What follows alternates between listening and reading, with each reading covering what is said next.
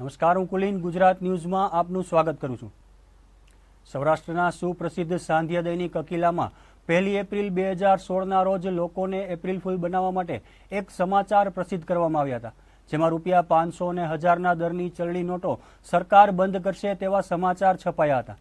ત્યારે અકિલા દૈનિકના તંત્રી કિરીટભાઈ ગણાત્રાએ જણાવ્યું હતું કે આ સમાચાર સાચા પડવા એ માત્ર યોગાનુયોગ છે।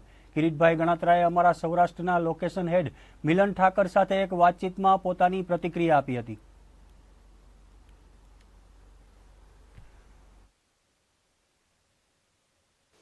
1 એપ્રિલ 2016 1 એપ્રિલ ક્યાંક ને ક્યાંક એપ્રિલ ફૂલ માનવા માટેનો આ દિવસ માનવામાં આવે છે, પરંતુ આ દિવસે એક સમાચાર એવા છપાય છે જે આજે સત્ય હકીકત બને છે।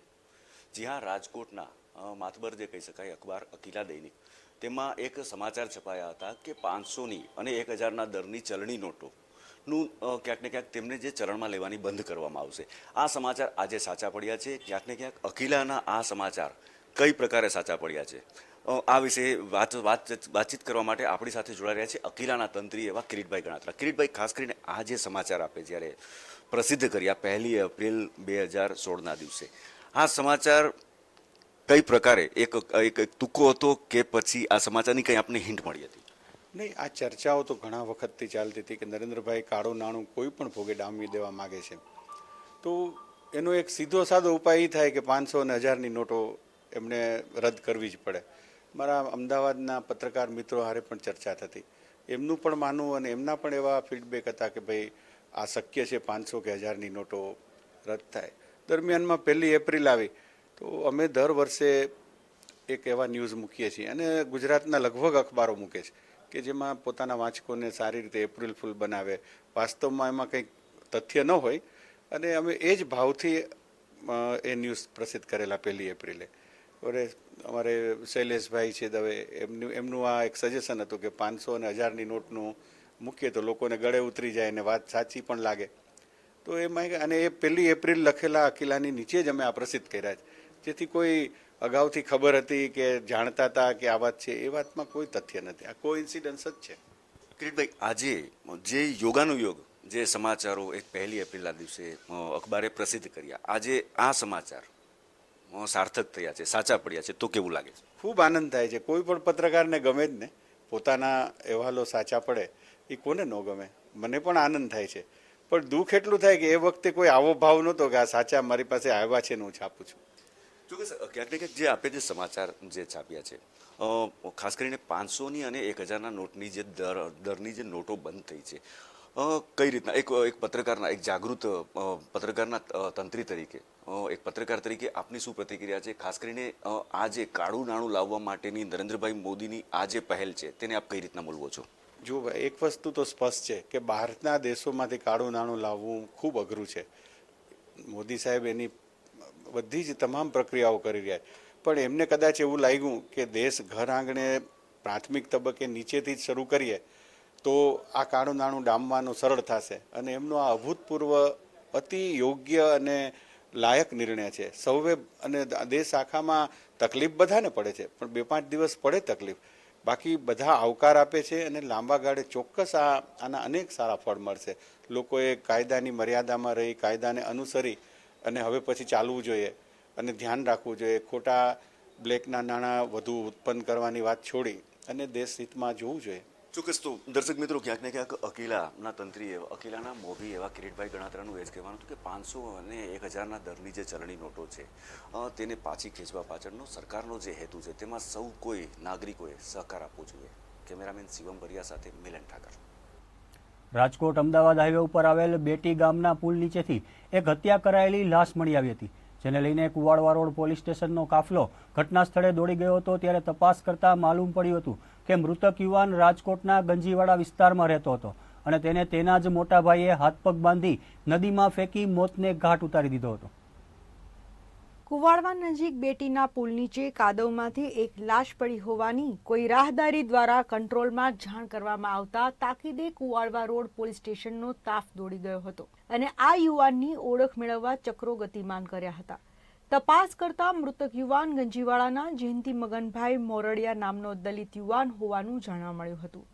જયંતિનો મૃતદેહ બાંધેલી હાલતમાં મળ્યો હતો, જયંતીના હાથ અને પગ બાંધીને તેને પુલ ઉપરથી નદીમાં નીચે ફેંકીને મોતને ઘાટ ઉતારી દીધો હોવાની દિશામાં પોલીસે તપાસ શરૂ કરતા ચોંકાવનારો ખુલાસો થયો હતો કે તેના સગા ભાઈએ તથા તેના એક મિત્ર રિક્ષા ચાલક સહિતનાએ હાથ પગ બાંધી રાત્રે બેટી ગામના પુલ નીચે કાદવમાં ફેંકી દીધો હોવાનું ખુલવા પામ્યું હતું.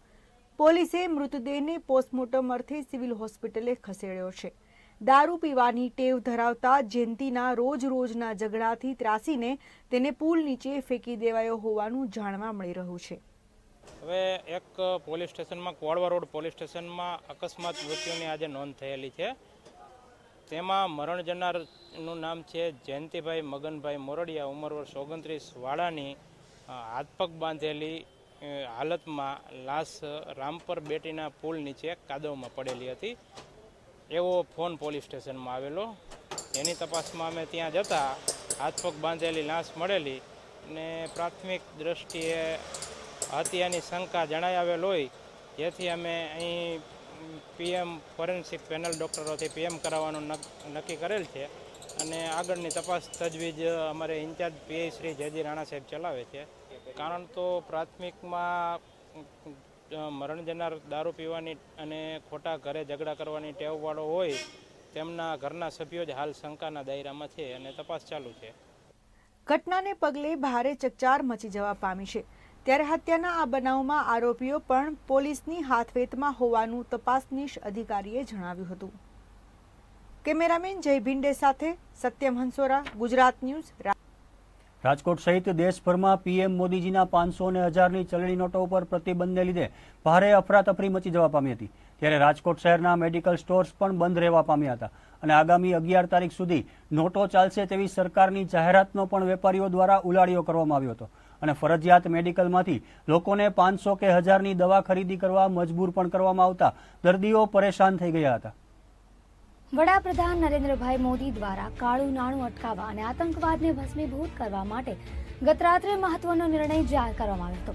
500 અને 1000ની નોટોની ચલણી નોટો આગામી 11 તારીખ સુધી જ ચાલશે.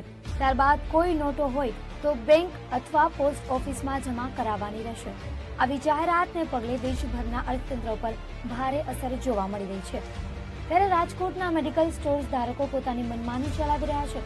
રાજકોટ શહેરના મુખ્ય મેડિકલ સ્ટોર્સ જે 24 કલાક ચાલુ રહેતા હોય છે તેવા મેડિકલ સ્ટોર્સ પણ બંધ કરી દેવામાં આવ્યા હતા અને દરવાજા બહાર લોકોને લાઇનમાં ઊભા રાખીને ફરજિયાત 500 કે 1000 રૂપિયાની જે લોકોને દવા લેવી હોય તેવા જ લોકોને મેડિકલ સ્ટોર્સમાં પ્રવેશ આપવામાં આવતો હતો.